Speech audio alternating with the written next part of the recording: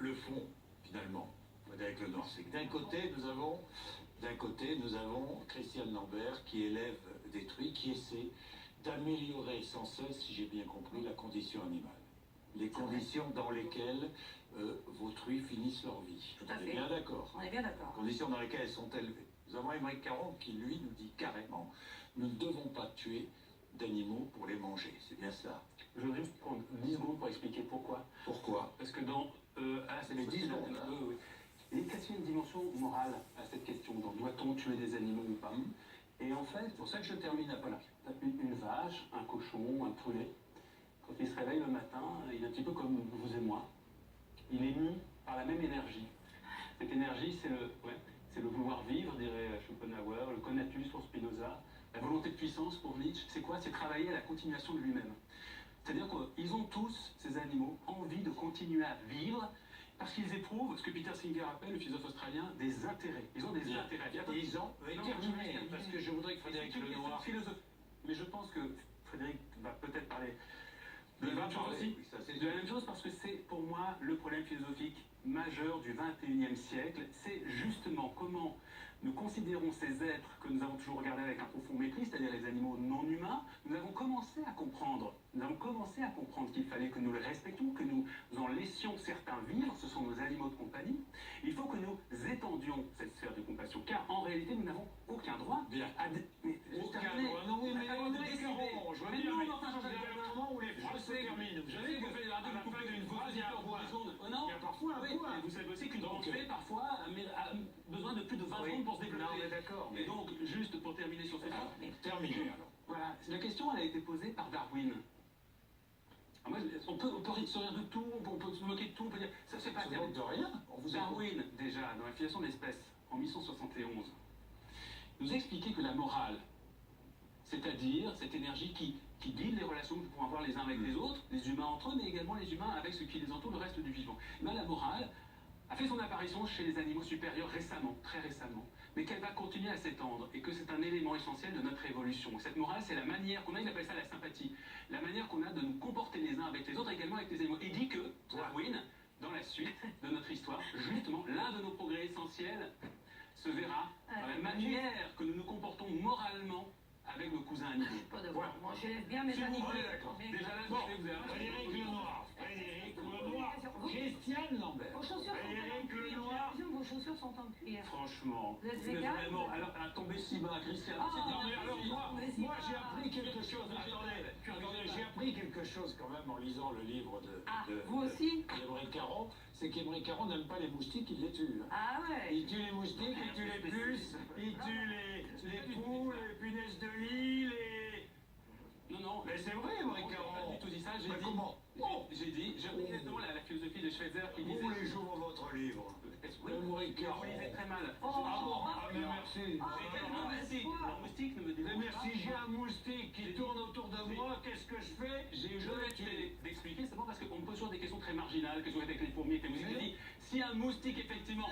Non, est-ce qu'on peut parler? Alors, finissez, alors. Je dis simplement que Schweitzer disait, qui était lui aussi un grand défenseur des animaux, disait que les moustiques, lui, il les tuait en Afrique à cause du paludisme et qu'il les laissait vivre en France parce que... Ouais, si les Africains vous entendez dire ça, ils seraient bien tristes quand même, monsieur Caron. Enfin, arrêtez d'être insensé. Finissez vos phrases vite et laissez les autres parler aussi pour donner un autre avis quand même. Je ne crois pas que la tolérance ce soir se soit vue du côté des antispécistes. Oui, enfin... Dans l'insulte, dans... Voilà. Non, mais n'occupons l'espace ainsi, vous Frédéric Lenoir, c'est à vous. Vous avez une question, Frédéric Lenoir. C'est pas incroyable, je reviens à la question là, mais elle est très étrange. Ah non, c'est pas. Ce qui est vrai, c'est que Frédéric Lenoir a le droit de s'exprimer. Oui, vous avez essayé de laisser un invité finir la réponse à la question que vous lui avez posée. Mais je vais poser une question, vous l'avez reconnu, vous avez dit que vous tuez les moustiques. Vous n'avez pas expliqué dans quelles autour de circonstances, vous la comment, nuit. pourquoi. Bah la nuit, quand il rôde autour de vous, Ça dépend s'il m'a piqué, s'il cherche à me piquer, comment. Voilà. S'il me gêne, je le tue. S'il me gêne, je le tue. le moustique. Donc ça veut dire que les cochons que vous élevez, vous jetez. Allez, Frédéric Lenoir. Frédéric Lenoir. Non, alors, c'est vrai que si on regarde l'histoire de l'évolution de la conscience, l'évolution de l'histoire de la conscience morale de l'humanité, on s'aperçoit qu'elle a cessé de progresser en tenant compte de plus en plus, je dirais, de l'aspiration au bonheur des êtres les plus faibles de la société.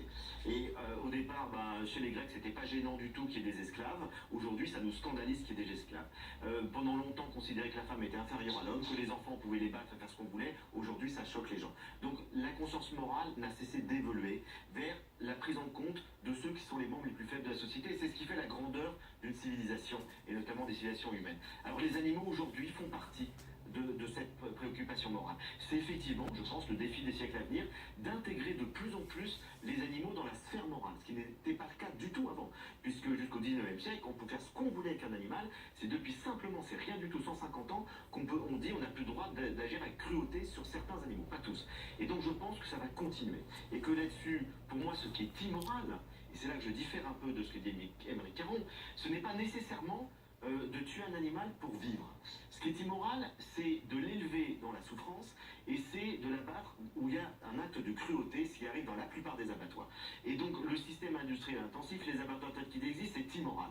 Par contre, on peut se poser la question, et c'est un débat, on n'est pas d'accord, mais c'est un débat, est-ce qu'il est immoral de chasser et de manger un animal pour vivre? Il y a des populations qui n'ont que cette manière-là de vivre. Tant que nous n'en avons pas... Et effectivement, on pourrait se poser la question en l'élargissant aux végétaux. Parce que les végétaux ont une sensibilité. Mais pas la même. Laissez-moi finir. Laissez-moi finir. Les animaux, on sait aujourd'hui, regardez, on découvre de plus en plus comment les arbres ont une sensibilité. Communiquent entre mais ça n'a rien à voir avec l'insensibilité des animaux. Comment les végétaux s'épanouissent aussi en fonction de leur environnement. Oui, mais scientifiquement, ça n'a aucun rapport. Jusqu'à présent, j'avais de l'estime pour vous. Là, vous m'empêchez de placer 3 mots, alors vous avez parlé 4 fois plus que moi. Et il y a un peu de tolérance. Mais la tolérance, si c'est vous, c'est le mot d'affaire, je me permets juste d'apporter des nuances. Je ne vais pas finir ma phrase. Vous ne me laissez pas finir. Laissez Frédéric Lenoir. Allez-y. Frédéric Lenoir. Allez-y. L'inexactitude. Allez-y. Frédéric Lenoir. Enfin.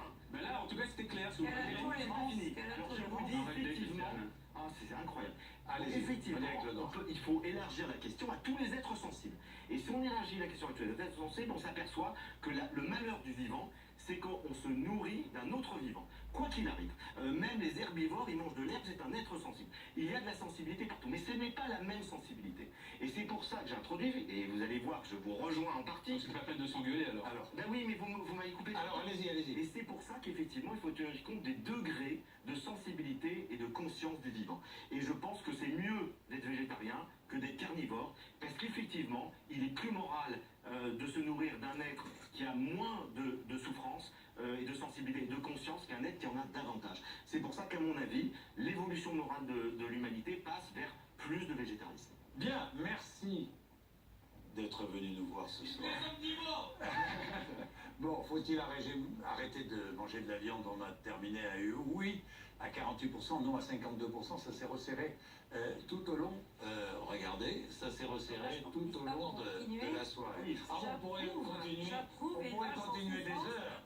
Émeric Caron vivant de la bactérie à Homo eticus, c'est chez Flammarion, je l'ai là. Vous l'avez aussi, vous l'avez lu. J'ai vu que vous l'avez lu avec attention. Frédéric Lenoir, lettre ouverte aux animaux et à ceux qui les aiment. Et puis la sagesse expliquée à ceux qui la cherchent. On a besoin, hein. On a besoin de sagesse. On a besoin